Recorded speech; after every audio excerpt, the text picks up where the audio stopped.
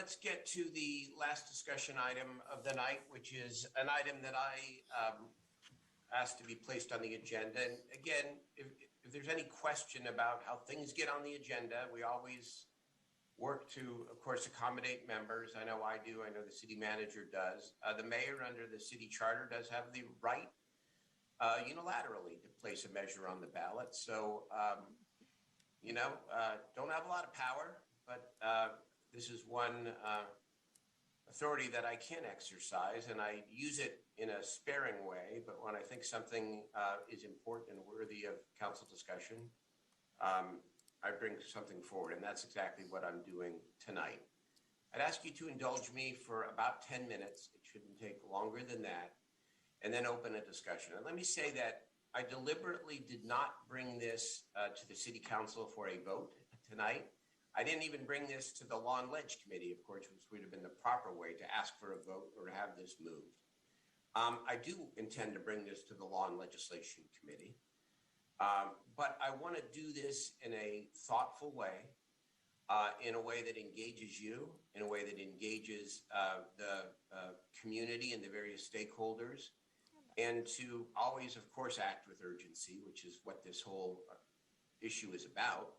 But at the same time, do it in a way that leads to a better result for us. And that's all this is about, a better result when it comes to unsheltered homelessness and reaching the goals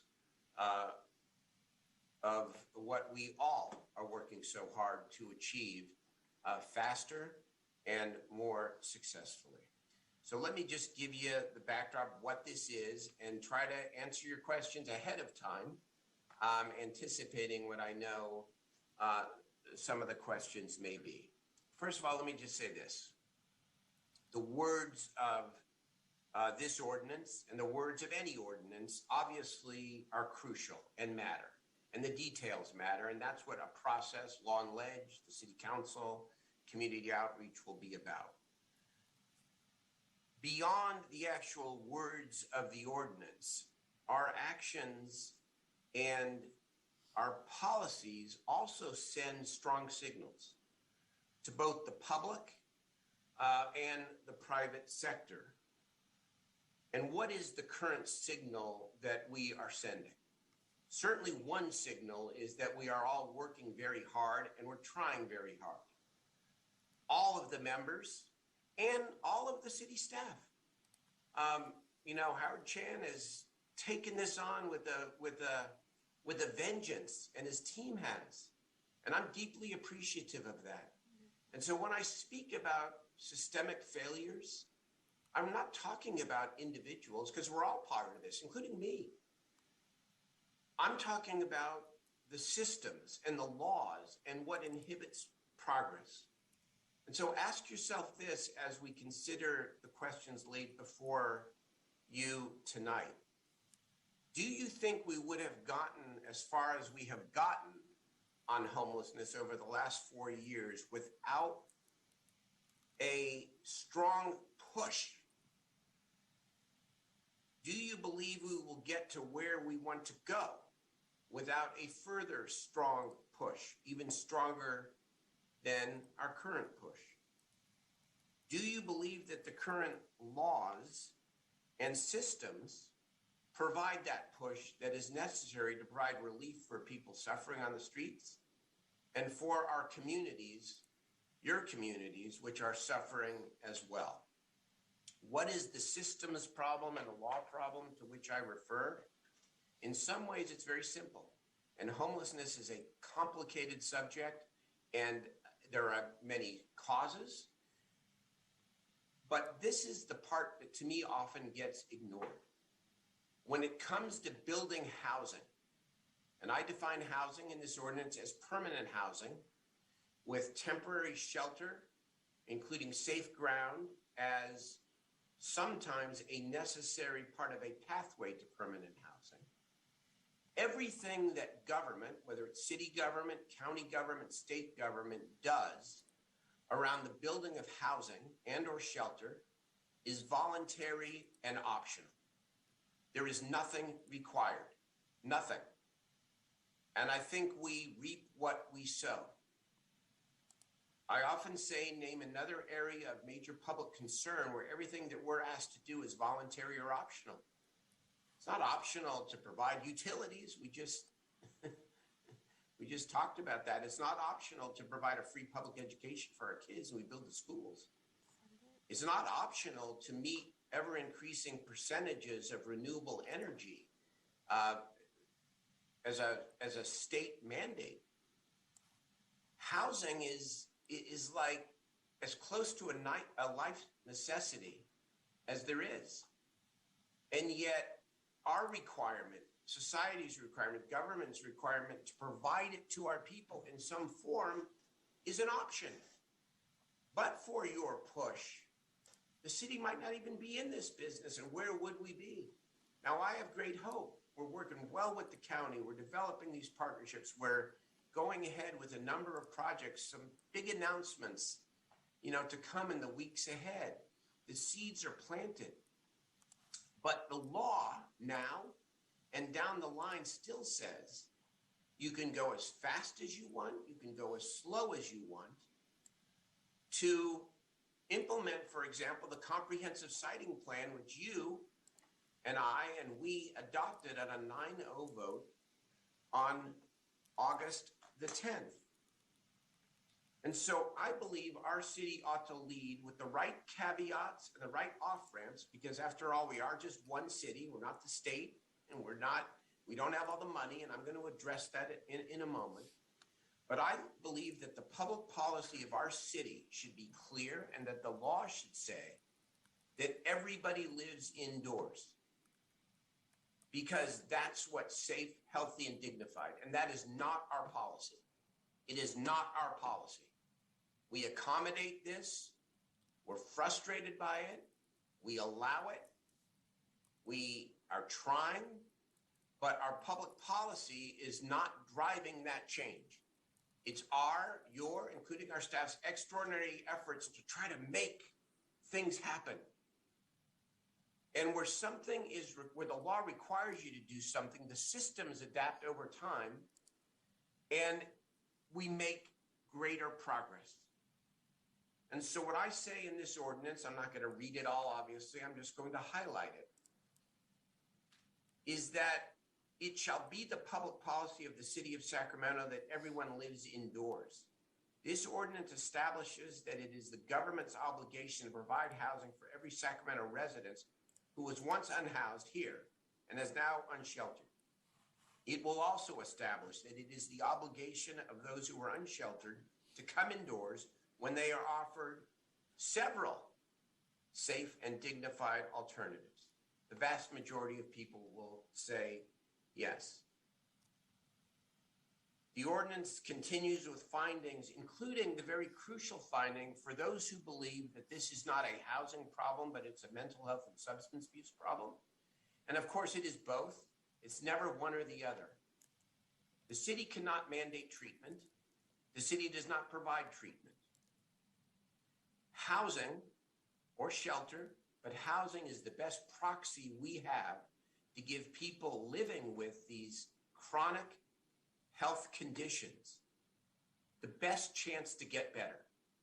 Simply put, we cannot provide mental health treatment. The county cannot provide mental health treatment or substance abuse treatment to people who are living under the freeway or living on the river or living in any of these disparate tent encampments throughout our entire community. Housing gives somebody a chance to get the help they need. The ordinance continues with the obvious findings that we all know, that this is life and death, that people live decades less when they're chronically homeless. It recites the impacts on our communities, which are profound.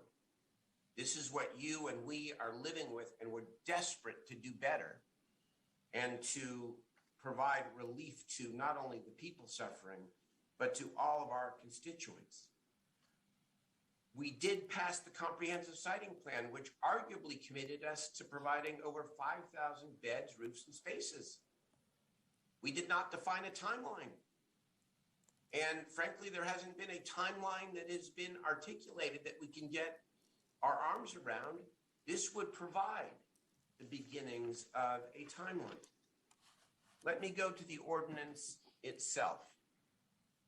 First of all, the ordinance defines housing as permanent dwelling, a house or apartment or a hotel room, a converted hotel room, Project Home Key, which we now, as Ms. Dozier said to us this afternoon, we've got 3 live projects and more to come because the comprehensive siting plan asks for 6, at least 6 in our city. And so some critics, and I'm sure you'll hear from them tonight, say, well, this is just an excuse to put people in temporary shelter and not focus on permanent housing. That's not the goal. Because we go on to say that temporary shelter only meets the definition if the city identifies a path, an actual path for permanent housing. So that has to be part of the commitment and the plan. And will drive us towards building more housing, again, if it's a requirement. How do we define unsheltered city resident? Because I don't want this ordinance to be a magnet or one city for others to come into the city because, oh my God, now there's a right to housing. So the right would only apply to a person who is living unsheltered in the city and was housed in Sacramento for at least 1 year before subsequently becoming unhoused. You have to have lived housed for at least a year in order to qualify. So people who come here saying, whoa, there's a new right here, they would not benefit. How do we peg the right and the requirement? I would love it if we had a right to housing that was forever and that everyone was housed, because I don't believe housing should just be an economic commodity. I think it's a life necessity and ought to be a right, but I start smaller. The right is centered on the implementation of the comprehensive siting plan, or at least the numbers in the plan, which are over 5,000 beds, roofs, and spaces for the 21 sites, plus the programmatic strategies, the motels, the vouchers, and the other items that we have all worked on together. You're sitting here, I know it. I'm going to hear it. I'm going to hear it from college. Well, the city can't do this on its own. How the heck are we going to afford this? And let me say 2 things. I have 2 motivations. Number 1, I want to prod us and each other to go faster and further together. And 2, I would like the right to housing to be a statewide model and for this idea to spread beyond Sacramento to other parts of the state.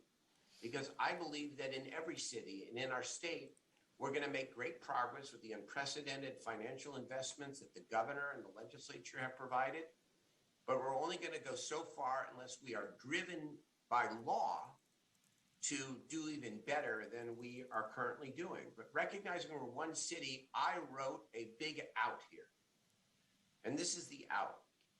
The City Council shall hold a full public hearing in October 2022 to assess the city's progress towards meeting the housing goals of the comprehensive plan.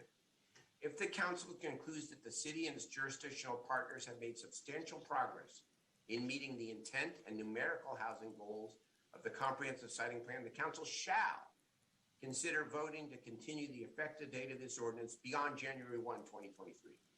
In other words, we get to the fall and we say, we're making great progress, then you can extend the date. And by the way, if somebody wanted to suggest an amendment when we get to Law and Ledge, or tonight that says, if the city does not receive more federal and state money to be able to go farther, then the effective date must be extended, I'd be fine with that too. Because I want to tell you where my head is at money-wise. I am not for using the general fund of the City of Sacramento to backstop this requirement. I'm not. I'm for fighting for more federal money, more state money.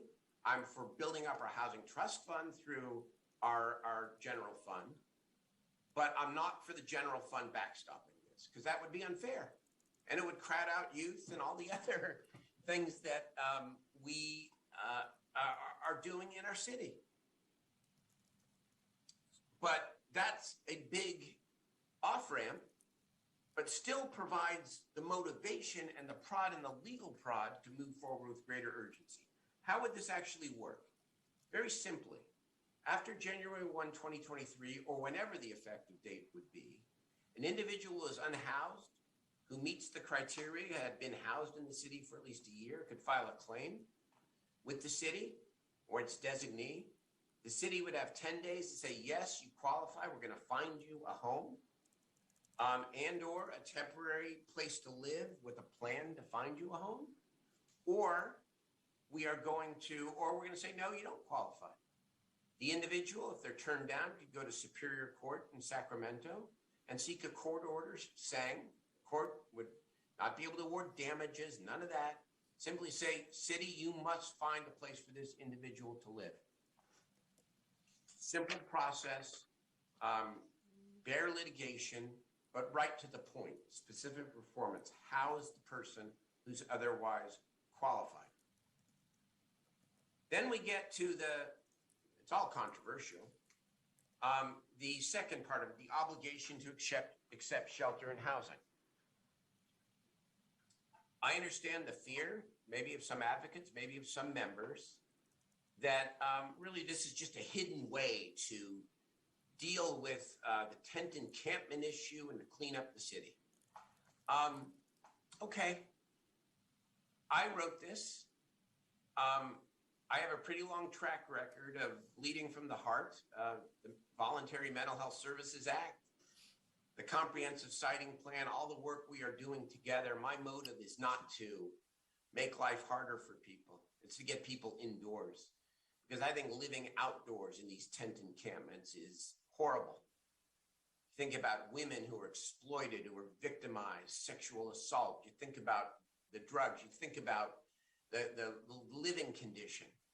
And the law says that that's okay from both a government responsibility perspective, and then the individual shouldn't be living outdoors.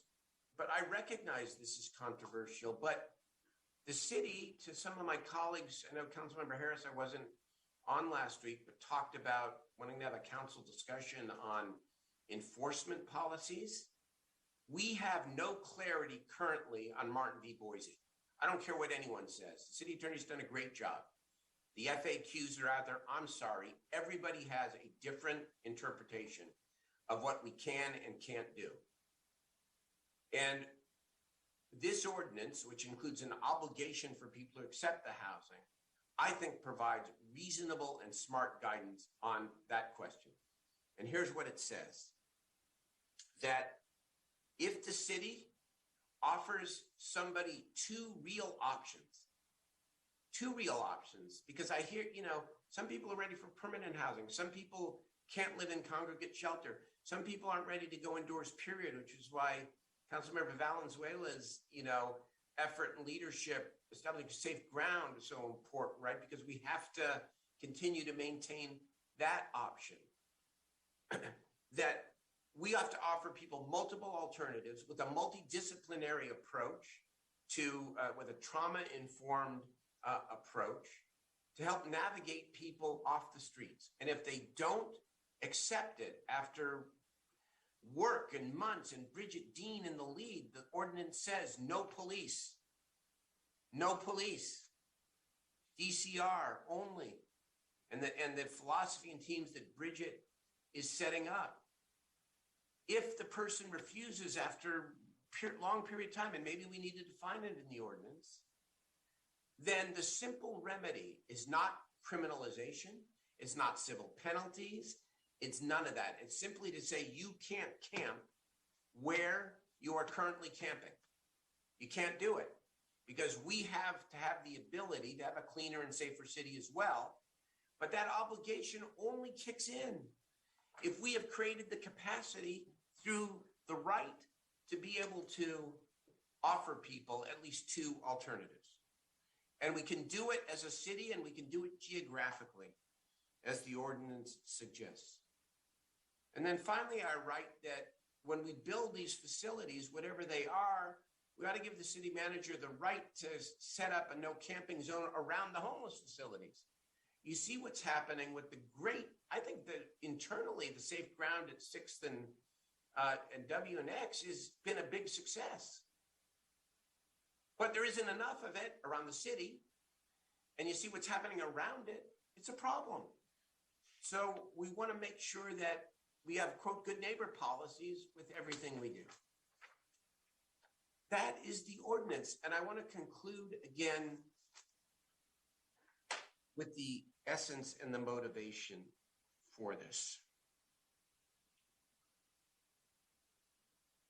You passed a siting plan. We passed a siting plan on August 10th. Nothing requires it to be implemented in any time frame or with any of the numbers you committed to. Do we have a timeline for implementation? What is your vision for what this should look like in 6 months, in 12 months, and 2 years from now? Between the comprehensive siting plan and an ordinance which turns public policy on its head and says in a reasonable way, we ought to require ourselves to do what we want to do, what we intend to do,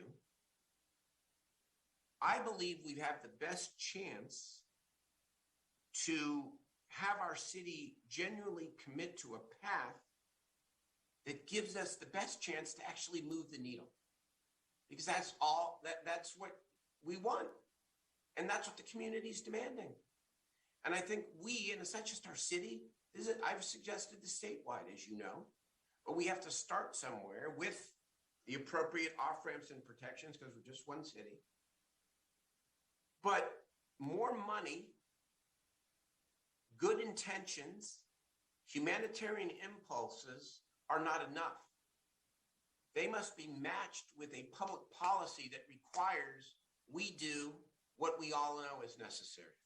And if you believe that, then we ought to be able to work together to craft something that is meaningful here.